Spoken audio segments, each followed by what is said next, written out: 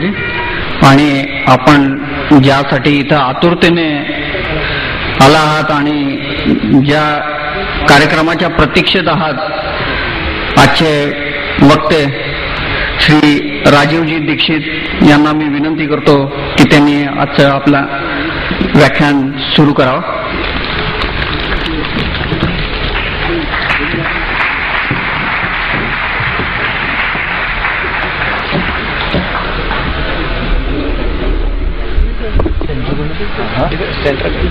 Live चालू है ना सेंटर तत्पूर्वी एक अनाउंसमेंट है कि नागरिक बंधुओं, इस सभा के अध्यक्ष आदरणीय श्री शास्त्री जी, मेरे सहयोगी श्री केतन भाई, राजकुमार भाई बरड़िया, संदीप वैद्य और यहाँ की पशुधन बचाओ समिति के सभी माननीय सम्माननीय सहयोगियों, मैं आपके शहर सोलापुर के लिए नया नहीं हूं, बहुत बार मैं यहाँ पर आया हूं, लेकिन आज आपसे एक विशेष संदर्भ में संवाद करने आया हूं. मैं महात्मा गांधी के गांव से महात्मा गांधी का संदेश लेके आया हूं. महात्मा गांधी का गांव सेवाग्राम है, वर्धा जिले में, मैं वहीं रहता हूं. गांधी जी का आश्रम मेरा निवास स्थान है. वहां से एक संदेश लेकर विशेष संदर्भ में आया हूं. वो संदेश ये है कि जब आजादी मिलने का समय तय हो गया और अंग्रेजों ने ये घोषणा कर दी कि वो भारत छोड़कर चले जाएंगे, तो उसी समय एक अंग्रेज अधिकारी जो भारत का सबसे प्रमुख व्यक्ति था, जिसका नाम था माउंटबेटन, उसने गांधी जी को एक मुलाकात लिया, भेंट किया.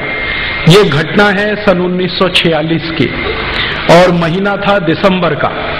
गांधी जी को माउंटबेटन ने एक प्रश्न पूछा, बहुत गंभीर प्रश्न था. उसने कहा कि बापू, अभी भारत आजाद हो जाएगा, अंग्रेज भारत छोड़कर चले जाएंगे, तो आपके मन में सबसे पहला कौन सा काम है जो आप करेंगे भारत में? अंग्रेजों के जाने के बाद, अंग्रेजों की सरकार चली जाने के बाद आप कौन सा ऐसा काम है जो सबसे पहले करना पसंद करेंगे? मान लो कि हम सब चले गए अंग्रेज, अब आप बताएं कि क्या करेंगे? राजकारण ठीक करेंगे, अर्थव्यवस्था ठीक करेंगे, भारत के नेताओं को जो नैतिक रूप से कमजोर हैं उनको दुरुस्त करेंगे, शिक्षा व्यवस्था ठीक करेंगे, खेती व्यवस्था में काम करेंगे, क्या करेंगे सबसे पहले?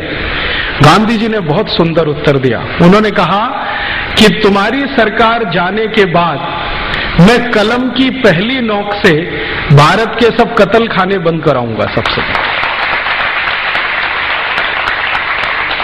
माउंटबेटन को बहुत आश्चर्य हुआ. उसको आश्चर्य हुआ कि ये क्या उत्तर दिया है इन्होंने. उसको अपेक्षा नहीं थी कि ऐसा उत्तर गांधी जी से मिलेगा. उसने फिर प्रश्न किया, बापू, कत्ल खानों की जो समस्या है भारत में, इससे भी ज्यादा बड़ी कई समस्याएं, गरीबी की है, बेरोजगारी की है, भूखमरी की है. भारत देश में उस जमाने में आप जानते हैं हिंदू मुसलमानों के दंगे हो रहे थे, वो एक बड़ी समस्या है, सांप्रदायिकता की समस्या है. तो आप इतनी बड़ी बड़ी समस्याओं को छोड़कर, और संभावना उस समय ये हो गई थी क्योंकि पाकिस्तान बनेगा ये लगभग तय हो गया था, लेकिन गांधी जी ने उसे स्वीकार नहीं किया था.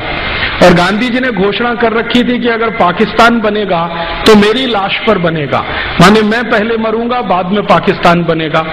तो माउंटबेटन ने फिर प्रश्न दोहराया अपना कि इतनी बड़ी बड़ी समस्याएं भारत में हैं, उनको छोड़कर आप ये कत्ल खाने बंद कराएंगे, ये तो बहुत छोटी सी समस्या है. गांधी जी ने उससे भी बड़ा उत्तर दिया. उन्होंने कहा, देखो माउंटबेटन, मेरे लिए भारत में कत्ल खानों का चलना सबसे बड़ी समस्या है. और अगर अंग्रेज ये कहें, अंग्रेजों के लिए वो कह रहे हैं कि अगर अंग्रेज ये कहें कि भारत की आजादी और कत्ल खानों के बंद होने के दोनों में से गांधी जी कोई चुनाव करें, तो माने अंग्रेज अगर मुझको ये कहें कि या तो भारत की आजादी ले लो या कत्ल खाने बंद करा दो, तो मेरा चुनाव होगा कि कत्ल खाने पहले बंद होने चाहिए, आजादी बाद में आ जाएगी. फिर माउंटबेटन ने आखिरी बार एक और बात पूछ लिया कि आपको ऐसा लगता है क्या बापू, ये कत्ल खानों के बंद हो जाने से भारत की सब समस्याओं का समाधान हो जाएगा? तो गांधी जी ने कहा, देखो, सब समस्याओं का समाधान नहीं हो जाएगा, ये मैं जानता हूं, लेकिन कत्ल खानों के बंद होने से सारी समस्याओं के समाधान का रास्ता खुल जाएगा। और जब तक ये कत्ल खाने चलेंगे, भारत की किसी भी समस्या का समाधान नहीं होने वाला। ये बात गांधी जी और माउंटबेटन के बीच की है। बाद में माउंटबेटन ने कहा, ये मैं व्रत पत्र में दे दूं छापने के लिए? गांधी जी ने कहा, दे दो, और भारत से अच्छा है लंदन में दे दो। तो लंदन के कई अखबारों में गांधी जी की ये मुलाकात छपी। बाद में गांधी जी को इंटरव्यू लेने के लिए और भी बहुत सारे लोग आए लंदन से, और कई कई तरह के सवाल उन्होंने गांधी जी को पूछे। सबका उन्होंने एक ही जवाब दिया कि अगर मुझे आजादी और पशुओं की रक्षा में से कुछ चुनना पड़े तो मैं पशुओं की रक्षा को पहले चुनूंगा, आजादी तो बाद में आती रहेगी, क्योंकि आजादी तो हमें उसी दिन मिल जाएगी जिस दिन हमने हमारे पशुओं को बचाने का काम शुरू कर देना। इस तरह की बात कहने वाले महात्मा गांधी अब इस देश में जीवित नहीं है, लेकिन हम हिंदुस्तानी मानते हैं कि उनकी आत्मा को हम कोई सच्ची श्रद्धांजलि दें, तो उनके इस बात को याद करें कि गांधी जी के जाने के बाद क्या हुआ इस देश में। जो महात्मा गांधी कहते थे कि कलम की एक नोक से मैं सारे कत्ल खाने बंद करा दूंगा, वो महात्मा गांधी के विचार का क्या हुआ इस देश में? गांधी जी 30 जनवरी 1948 को चले गए, उनकी हत्या हो गई। उसके बाद क्या हो गया इस देश में? उसके बाद इस देश में हो ये गया कि गांधी जी के मरने के साथ ही उनका विचार भी मार डाला गया। मर नहीं गया, मार डाला गया।